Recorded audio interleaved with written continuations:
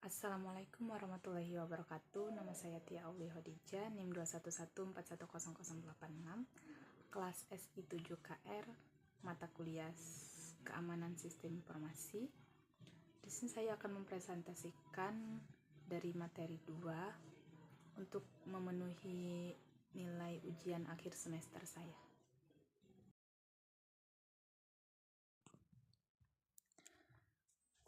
Bab 1. Pendahuluan. Latar belakang.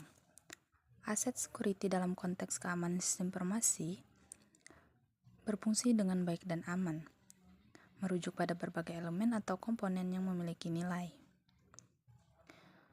Aset security sangat penting karena memberikan dasar untuk merancang, mengelola, dan melindungi informasi. Dalam mengidentifikasi potensi ancaman dan merancang strategi mitigasi risiko yang efektif. Bab 2. Pembahasan. Yang pertama ada classifying data.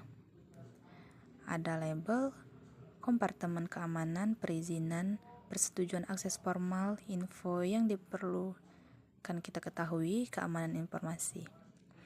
Untuk labelnya ada pemerintahan, rahasia, ancaman terhadap keamanan nasional, sensitif namun tidak divulgasikan, tapi bukan masalah keamanan nasional seperti catatan kesehatan karyawan.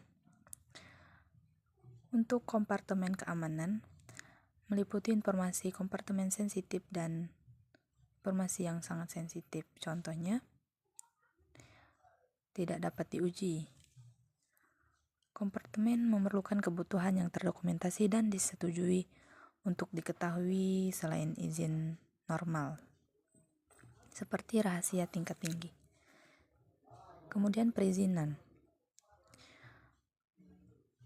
Mempertimbangkan potensi kepercayaan. Alasannya untuk penolakan izin dan pengaruh asing. Kemudian persetujuan akses formal untuk mengakses objek tertentu yang dikompromikan. Lalu info yang diperlukan. Bergantung pada hak istimewa paling rendah, mengandalkan pengguna, dan hanya mencoba mengakses informasi yang perlu diketahui. Kemudian keamanan informasi. Membutuhkan perlindungan, berada di media, penyimpanan cadangan, dan kebijakan yang harus mencakup penanganan juga. Lalu ownership. Ownership ada pemilik bisnis, yang meliputi manajer senior, membuat program keamanan informasi, prioritas yang memadai, dan bertanggung jawab untuk memastikan aset dilindungi. Kemudian ada pemilik data, bertujuan untuk memastikan bahwa data tertentu dilindungi. Menentukan label sensitif dan frekuensi pencadangan, melakukan pengelolaan dan perlindungan secara langsung. Kemudian pemilik sistem, bertanggung jawab atas komputer fisik dalam menyimpan data, perangkat keras, perangkat lunak, pembaruan, memastikan keamanan fisik, penambalan dan pengerasan, dan bertanggung jawab langsung dalam delegasi kepada kustodian. Kemudian pemelihara. Pemelihara bertujuan untuk melindungi data secara langsung, melakukan pencadangan, menambal, mengonfigurasi perangkat lunak dengan cara mengikuti perintah terperinci dan tidak membuat keputusan penting tentang bagaimana data dilindungi. Lalu ada pengguna. Pengguna harus mematuhi kebijakan prosedur standar dan tidak boleh menuliskan kata sandi berbagai akun. Lalu harus diberitahu tentang resiko, persyaratan, dan hukum. Kemudian pengontrol data dan pemproses data. Dalam hal ini, kita perlu mengendalikan data, membuat dan mengelola data sensitif yang seringkali menjadi pengontrol data. Pemrosesan data, kita perlu mengelola data atas nama pengendalian data, misal perusahaan pengajian yang dialihdayakan. Lalu ada juga batasan pengumpulan data yang berupa jumlah minimum data sensitif yang diperlukan.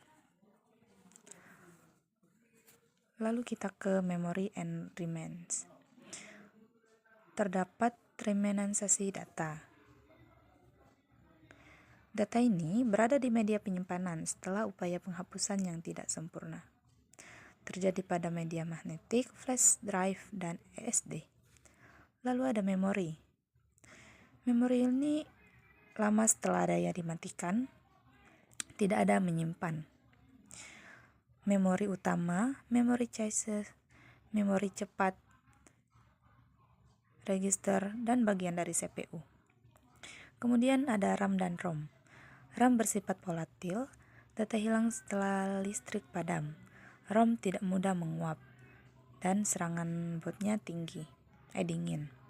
Membukukan RAM dapat membuat data bertahan lebih lama tanpa daya hingga 30 menit atau lebih. Lalu DRAM and SRAM. SRAM yaitu memori akses acak statistik yang cepat dan mahal. Sedangkan DRAM yaitu memori akses acak dinamis yaitu lebih lambat dan lebih murah. Ada juga firmware, program yang kecil yang jarang berubah. Misalnya ada Basic Input Output System yang disimpan dalam chip ROM. Jenis chip ROM. Ada PROM, ada PLD yang dapat diprogram di lapangan. Jenisnya antara lain ada memori baca saja yang dapat dihapus dan diprogram. Kemudian ada juga EEPROM, memori hanya baca yang dapat diprogram dan dihapus secara elektrik. Lalu ada juga memori flash. Pada memori flash ini terdapat USB thumb drive jenis EEPROM dan ditulis berdasarkan sektor, bukan by tipe per by tipe. EEPROM ini lebih cepat dan lebih lambat dari disk magnetik. Kemudian kita ke solid state drive yang merupakan kombinasi dari EEPROM dan DRAM. SD ini menggunakan ukuran blok yang besar. Blok bersifat virtual. Komputer tidak mengetahui lokasi fisik tersebut. Blok yang rusak diganti secara diam oleh pengontrol ESD. Kemudian cara membersihkan ESD. Dengan cara menimpa data dari komputer yang tidak efektif, kita blok semua, lalu hapus ATA, kemudian kita memverifikasi pekerjaannya, lalu membersihkan blok yang buruk. Lalu data destruction. Pada data ini terdapat penimpaan data, yaitu menghapus file, tapi tidak menghapus isinya. Kita harus menulis di atas sektor yang digunakan. Bisa disebut penghancuran atau penghapusan, cukup untuk hard drive magnetik. Kemudian ada degaussing, mengekspor disk magnetik ke medan magnet tinggi, menghapus yang aman jika dilakukan dengan benar. Kemudian pengerusakan, yang menyebabkan hancurnya media penyimpanan secara fisik. Maksudnya menghancurkan media penyimpanan secara fisik lebih aman daripada menimpa penghancur kertas menghancurkan data cetak. Lalu yang terakhir ada determining data security controls. Yang pertama terdapat sertifikasi dan akreditasi yang memenuhi persyaratan pemilik data. Itu dimaksud pada sertifikasi. Untuk akreditasi, pemilik data menerima sertifikasi. Maksudnya begitu. Kemudian standar kerangka pengendalian. Terdapat PCI DSS dan Octave. Lalu evaluasi ancaman aset dan kerentanan yang kritis secara operasional dari Universitas Carnegie Mellon. Sekarang serinya ISO 7000 yang dulunya ISO 17799.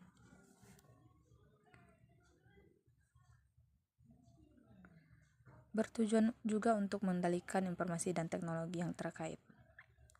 Kemudian yang ketiga pelingkupan dan penjahitan.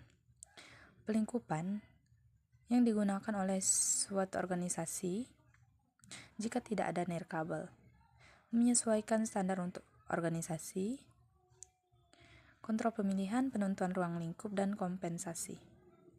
Yang keempat, enskripsi drive and tape, melindungi data yang tidak aktif untuk semua perangkat seluler dan media seluler. Seluruh disk juga disarankan, tapi tidak termasuk data transkripsi yang hilang. Kemudian penyimpanan dan transferasi media. Terjamin untuk penyimpanan di luar lokasi, aman, praktiknya informal, menyimpan media cadangan di rumah karyawan. Lalu yang terakhir, melindungi data yang bergerak. Enskripsinya ujung ke ujung berbasis standar seperti VPN, IPsec. Bab 3 penutup. Kesimpulan. Jadi kesimpulannya, pentingnya aset security dalam sistem informasi seperti data, perangkat keras, perangkat lunak, dan sumber daya manusia harus dilindungi dalam menjaga kelangsungan operasional organisasi dan melindungi informasi yang bernilai. Keamanan aset menghadapi berbagai risiko dan ancaman atau perusakan perangkat keras dan perangkat lunak. Oleh karena itu, identifikasi dan penilaian terhadap potensi ancaman sangat penting dalam merancang kebijakan keamanan. Untuk melindungi aset